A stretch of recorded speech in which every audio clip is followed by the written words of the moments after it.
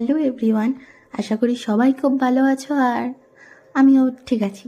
Anyway, আগের দিনের ব্লগটাতে তোমরা দেখলেই বুঝতে পারবে আমি বলেছিলাম যে আমি কৃষ্ণনগর এসে বেশি ব্লগ করতে পারিনি, বেশি ভিডিও ক্লিপস নিতে পারিনি। তো সত্যিই তাই, শুধুমাত্র আমি যেদিন মায়াপুর গিয়েছিলাম সেই দিনের ভিডিওটা আমি তোমাদের সাথে শেয়ার করতে পারছি। যাই হোক, অ্যাটলিস্ট একটা ভিডিও তো শেয়ার করতে পারলাম এখানে এসে। তো আমরা সকাল সকাল আমি, মামনি, বাবাই মিন্স আমার বাবা, বানু, ননা, পিসি আর দাদার ছেলে সবাই মিলে গেছিলাম মায়াপুরে।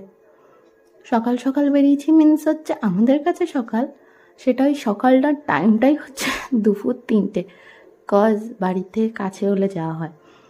তারপরে একদম যদি 10টা-11টার দিকে যাই প্রচণ্ড রোদ, আর সেই টাইমটার ওয়েদারটাও ছিল প্রচণ্ড গরম। তোমরা যারা কৃষ্ণনগরের আশেপাশে বা কৃষ্ণনগরে থাকো তারা তো জানবেই এখানের ওয়েদারটা ঠিক কেমন।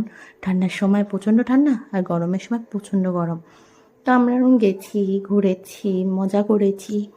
তারপরে কিছু কিছু জায়গায় যেহেতু ভিতরে গিয়ে ভিডিও অ্যালাউ ছিল না তাই আমি করতে পারিনি, বাট বাকি অলমোস্ট সব জায়গায় করেছি। আর এই যে যেইটা দেখছো এটা নতুন সিনেমা হল, সরি থিয়েটার হল তৈরি হচ্ছে।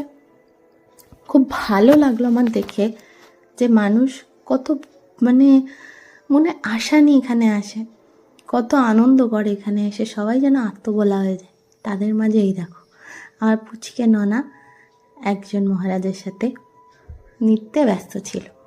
আর তারপরে ওখান থেকে ঘুরে আমরা নবদ্বীপের ঘাট হয়ে বাড়ি ফিরেছি।